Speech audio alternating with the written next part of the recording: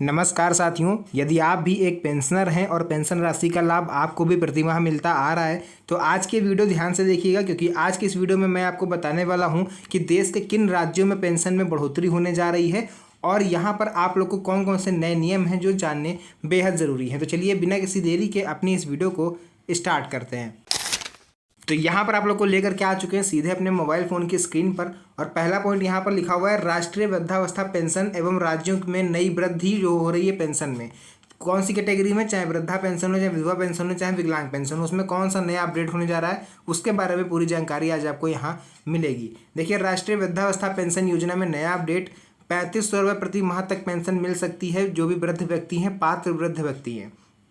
केंद्र सरकार के राष्ट्रीय सामाजिक सहायता कार्यक्रम यानी NSAP के तहत हर राज्य में बेसिक वृद्धावस्था पेंशन की केंद्रीय राशि 200 रुपये प्रति माह तक की होती है। यानी केंद्र जो है इतना योगदान देता है, लेकिन कई राज्य इस पर अपनी तरफ से अतिरिक्त आर्थिक सहायता जोड़ देते हैं जो वो इंक्रीज होकर आपके खाते तक आती है। तो यहाँ पर अपडेट ये है कि नवीनतम वृद्धि इसमें आपको देखने को मिल जाएगी।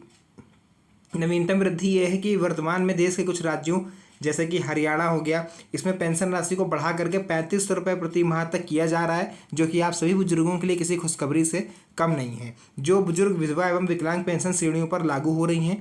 जनवरी 2025 से हरियाणा में वृद्ध, विधवा, विकलांग सभी कैटेगरी को 3500 रुपये प्रति माह तक पेंशन मिल रही है।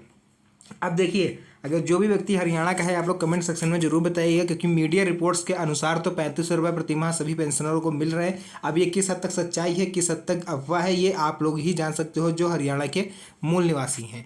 यह भारत में सबसे अधिक मानी जा रही है पेंशन राशि, और सरकार का कहना ये है कि ये 3500 रुपये प्रति माह जो पेंशन मिल रही है हरियाणा के जो भी पात्र व्यक्ति हैं, ये पूरे देश में सबसे ज़्यादा है। योजना की पात्रता ये रहती है कि जो भी वृद्ध व्यक्ति है जिसकी एज 60 वर्ष से ऊपर हो चुकी है, विधवा, दिव्यांग तथा सभी BPL गरीबी रेखा से नीचे और EWS यानी कि जो आर्थिक रूप से कमजोर श्रेणी के वर्ग हैं, उनके लिए इस योजना के तहत वो भी पात्र हैं। आधार और बैंक खाता लिंक होना आपका जरूरी है। तो ये हो गई इसकी पात्रता। अब मैं आपको बता दूं देश के किन 7 बड़े राज्यों में पेंशन राशि में वृद्धि के संभावनाएं हैं। देखिए, देश के 7 बड़े राज्य जिनमें पेंशन में उल्लेखनीय घोषणा या फिर वृद्धि हुई है, या योजनाएं या जो घोषणाएं हैं ये सुधार 2025 के दौरान सामने आए हैं। नंबर 1 पर यहाँ पर आपको दिख रहा होगा हरियाणा। नया पेंशन अमाउंट जनवरी 2025 से वृद्ध, विधवा, दिव्यांग सभी को 3500 रुपये प्रति माह तक की पेंशन मिल सकती है। उसके बाद आता है केंद्रीय राज्य साझेदारी। केंद्र यहाँ पर 200 रुपये दे रहा है और राज्य जो है वो 3300 रुपये अपनी तरफ से जोड़ रहा है। देश में सबसे ज़्यादा पेंशन देने वाला राज्य बन गया है हरियाणा। दिल्ली की बात करें अगर यहाँ पर, तो संभावित वृद्धि देखिए 60 से अगर 69 साल के बीच में आपकी एज है तो 2500 रुपये मिलेंगे, पहले 2000 रुपये मिलते थे। 70 वर्ष से अगर आप ऊपर हो गए हो तो आपको 500 रुपये एक्स्ट्रा यानी 3000 रुपये मिलेंगे, जो कि पहले 2500 केवल मिलते थे। दिव्यांग अगर आप हो तो आपको अब 3000 मिलेंगे, जो कि पहले आपको 2500 रुपये तक मिलते थे। तो इस तरह से हम लोग कह सकते हैं कि दिल्ली में भी 500 रुपये की बढ़ोतरी का प्रस्ताव जो है वो तैयार हो गया है। जैसे ही ये नियम बन जाएगा आपकी पेंशन जो है वो 500 रुपये एक्स्ट्रा आ सकती है। हो सकता है कि अगस्त महीने से ही आने लगे, या फिर आपको सितंबर महीने से भी ये अपडेट देखने को अपनी पेंशन राशि में मिल सकता है। बिहार की बात करें तो बिहार में भैया 3 गुना पेंशन राशि तक जो है बढ़ सकती है। पहले क्योंकि 400 रुपये प्रति माह तक आपको पेंशन राशि मिलती थी, लेकिन अभी बिहार में विधानसभा चुनाव है तो इस वजह से सरकार ने फिलहाल ये घोषणा करी है कि जो भी पात्र व्यक्ति हैं, बुजुर्ग व्यक्ति हैं, उन्हें 1100 रुपये प्रति माह तक पेंशन दी जाएगी, और जुलाई 2025 से लागू भी हो गई है। अगस्त से आपको मिलना भी शुरू हो जाएगी। वृद्ध, विधवा, विकलांग सभी पेंशन धारकों के लिए ये बदलाव है। बात कर ले राजस्थान की, तो राजस्थान में देखिए OPD स्वास्थ्य सहायता यानी वार्षिक दवा सीमा 500 से बढ़ाकर 2 लाख रुपए, भविष्य में 7 लाख तक प्रस्तावित है। डायग्नोस्टिक्स टेस्ट लिमिट भी बढ़ाई गई हैं और प्रक्रिया ऑनलाइन की जा रही है। जो भी पेंशनर्स हैं उनके लिए ये सुविधाएं दे रही है सरकार।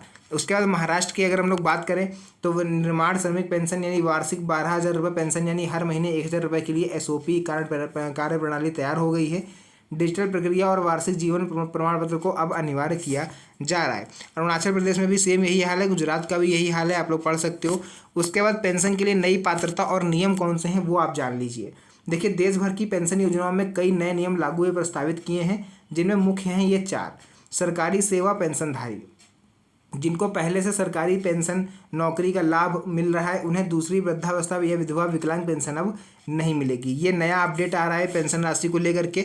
बात करें यहाँ पर आय सीमा की, तो ग्रामीण क्षेत्र के जो भी व्यक्ति हैं सालाना आय जिनकी 48,000 रुपये से ज़्यादा है उनको इस चीज़ का लाभ अब नहीं मिलेगा। 48,000 रुपये से आपकी जो इनकम है वो कम होनी चाहिए 1 साल की, यानी अगर आप महीने के 4,000 रुपये तक कमाते हो तो ही आप इसके लिए पात्र हो। अगर उसके ऊपर की अर्निंग आपकी होती है तो फिर आप इसके लिए एलिजिबल नहीं हो। शहरी क्षेत्र की बात करें, सालाना आय 60,000 रुपये से अधिक वाले इसके लिए अपात्र माने जाएंगे। आयकरदाता जो आयकर इनकम टैक्स भरते हैं वे पेंशन के लिए अपात्र होंगे। व्यवसाय संपत्ति, देखिए व्यवसाय संपत्ति क्या है कि कुल संपत्ति सीमा पार करने वाले इसके लिए अपात्र हैं। मैंने आपको पहले वीडियो में बताया हुआ है कि जिनके पास गांव में अगर आप रहने वाले हो, आपके पास ट्रैक्टर वगैरह हैं, बाग हैं, खेत हैं, तो आप इसके लिए अपात्र हो। शहरी क्षेत्र में अगर आप रहते हो, आपके पास 4 पहिया गाड़ी है तो भी आप इसके लिए अपात्र हो। बाकी ये सब आप लोग पढ़ ही सकते हो क्या लिखा हुआ है। और एक और नया अपडेट है वो ये आ रहा है कि पति पत्नी दोनों अपात्र, यानी घर में दोनों को पेंशन नहीं मिलेगी, केवल एक को मिलेगी। तो ये चीज़ आपको ध्यान रखना है, लेकिन ये केवल कुछ राज्यों के लिए, सभी राज्यों में ऐसा नहीं है।